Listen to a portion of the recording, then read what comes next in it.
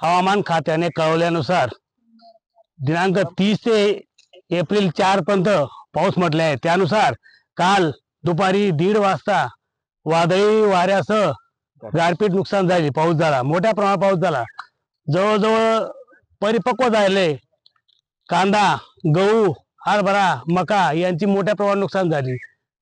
आम्ही आज आता मस्जिद पिंपळनेर या गट शिवारात गट नंबर 154 मध्ये उभे आहोत।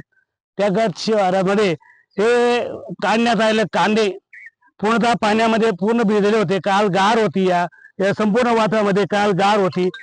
पावसामुळे खूप मोठे नुकसान झाले। त्याप्रमाणे गहू हा पूर्णपणे काल आडवा झालेला आहे, त्याला काढण्यास फार प्रॉब्लेम येणार आहे। तसंच गहू, हरभरा, आंबा यांची मोठ्या प्रमाणात नुकसान झालेले।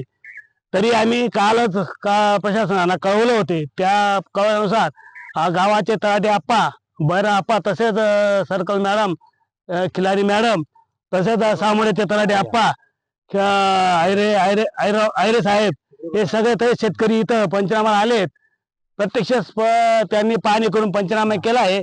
तसंच आमचं कांदा, माझं वैयक्तिक स्वतःचं आता 2.5 एकर कांदा आणि 2 एकर गहू होता, तो पूर्णतः नुकसान झालेलं आहे। तसंच अर्धा एकर हरभरा होता, आंब्यांचे नुकसान झालेलं आहे।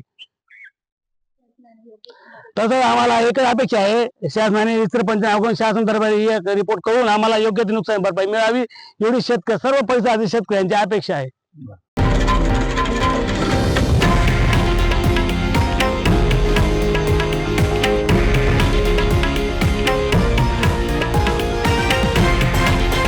हे आहे देशातील नंबर 1 न्यूज नेटवर्क आणि आपण पाहत आहात TV9 मराठी, एकमेव।